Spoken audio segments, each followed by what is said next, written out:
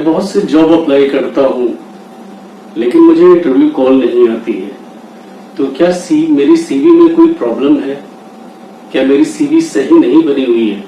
ये एक ऐसा कॉमन क्वेश्चन है जो बहुत से कैंडिडेट्स के मन में आता है, क्योंकि लोग अक्सर बहुत से जॉब अप्लाई करते हैं लेकिन उनको इंटरव्यू कॉल नहीं आती है। तो आज हम सीवी के बारे में ही बात करते हैं कि एटलीस्ट ऐसी सीवी कैसे बनाए जो आपको इंटरव्यू टेबल तक तो पहुंचा सके। तो हम पॉइंट टू पॉइंट लेके बात करेंगे कि सीवी की लंबाई कितनी हमें रखनी चाहिए, कितने पेज की सीवी होनी चाहिए। तो देखिए दोस्तों, मेरे अकॉर्डिंग 2 पेज की सीवी इनफ होती है। 2 पेज की सीवी आइडियल सीवी मानी जाती है, क्योंकि 2 पेज में आप अपनी सारी इंफॉर्मेशन, सारी डिटेल प्रॉपरली मेंशन कर सकते हो। हाँ, अगर आपके पास बहुत कुछ ज्यादा लिखने को है, आपका एक्सपीरियंस ज्यादा है या आपने कुछ ऐसा किया हुआ है जो आप मेंशन करके दिखाना चाहते हो इंटरव्यू को, तो आप उसको 2 से 3 पेज कर सकते हो, बट उससे ज्यादा मत करना, क्योंकि उससे ज्यादा फिर रिक्रूटर के लिए बोर हो जाता है। वो इतनी लंबी सीवी आजकल कोई पढ़ना नहीं चाहता है, ठीक है, क्योंकि आजकल वैसे भी आपको पता है कि रील्स एंड शॉर्ट्स का जमाना है, तो बहुत ज्यादा टाइम कोई किसी चीज पे देना नहीं चाहता है। तो सीवी 2 से 2 पेज की रखिए, 2 page ideal CV, maximum 3 page, उससे ज्यादा की सीवी मत रखिएगा। सीवी का फॉर्मेट क्या रखें, किस तरह का सीवी हमें बनानी चाहिए? देखिए, फॉर्मेट जो भी हो ठीक है, बट सीवी का ऑर्डर क्या होना चाहिए वो मैं आपको बता सकता हूँ। सीवी हमेशा रिवर्स ऑर्डर में लेके चलनी चाहिए।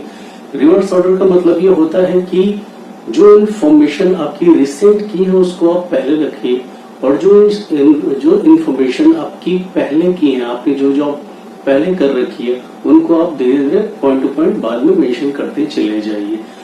इससे क्या होगा कि जैसे ही रिक्रूटर आपकी सीवी खोलेगा, उसको आपका करंट एक्सपीरियंस पहले दिख जाएगा।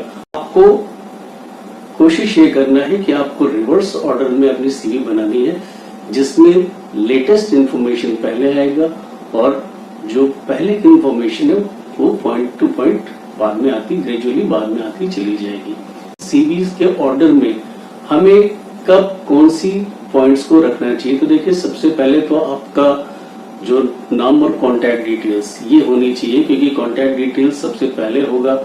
तो अगर आपकी सीवी सुटेबल है, उस जॉब रोल के लिए आप फिट हैं, तो रिक्रूटर तुरंत आपको कॉन्टैक्ट करेगा, ठीक है। तो contact details like phone number हो, एक अल्टरनेट मोबाइल नंबर और होना चाहिए, साथ में ईमेल आईडी, ये सारे कॉन्टैक्ट डिटेल आपके वर्किंग होने चाहिए। इस बात का आपको ध्यान रखना चाहिए।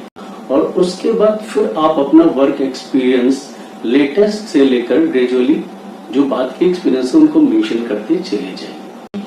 क्या मुझे अपने सारे एक्सपीरियंस को सीवी में मेंशन करना चाहिए? अगर मैंने बहुत ढेर सारी कंपनी में काम किया है तो क्या मुझे सारी कंपनीज को उसमें मेंशन करना चाहिए?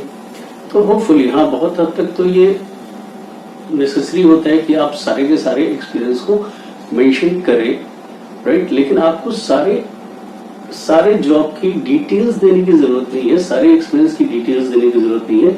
जो लेटेस्ट आपकी 2 कंपनीज होंगी, लास्ट 2 कंपनीज होंगी, उसमें जो आपने काम किया है उसकी डिटेल्स बुलेट पॉइंट के साथ दीजिए। बाकी जो उसके पहले की कंपनीज है उनको आप सिर्फ मेंशन करके छोड़ सकते हैं कि किस कंपनी में कब तक काम किया और उसकी क्या डिजिग्नेशन आपका रहा।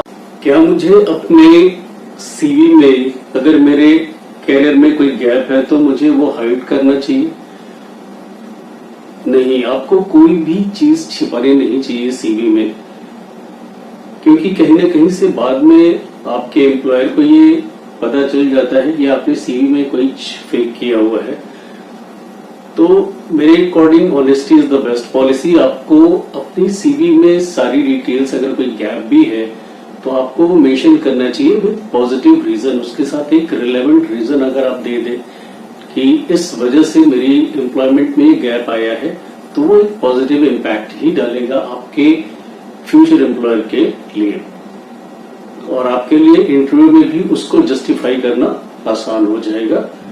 तो मेरे अकॉर्डिंग आपको अपनी सीवी में सारी डिटेल्स, अगर कहीं कुछ गैप भी है तो वो भी मेंशन जरूर करना चाहिए। अब मुझे सीवी के साथ कवर लेटर भेजना जरूरी है हर बार? तो देखिए, आज के टाइम पे कवर लेटर की उतनी रिलेवेंसी रह नहीं गई है, कवर लेटर भेजना कोई मैंडेटरी नहीं है जब तक कि आपसे स्पेशली कवर लेटर की डिमांड न की जाए। तो आप कवर लेटर को स्किप कर सकते हैं, यानी कवर लेटर भेजना कोई जरूरी नहीं है हर बार जॉब एप्लीकेशन के साथ। तो ये कुछ पॉइंट्स हैं जो अगर आप माइंड में रखते हैं अपनी सीवी को डिजाइन करते समय, अपनी सीवी लिखते समय, तो मुझे उम्मीद है कि आपकी ये सीवी आपको इंटरव्यू टेबल तक तो पहुंचा देगी। नहीं करते हैं तो आप मुझे कमेंट सेक्शन में लिखकर बता सकते हैं, कोई सवाल हो तो आप पूछ सकते हैं। Thank you so much, thanks for watching, thank you so much.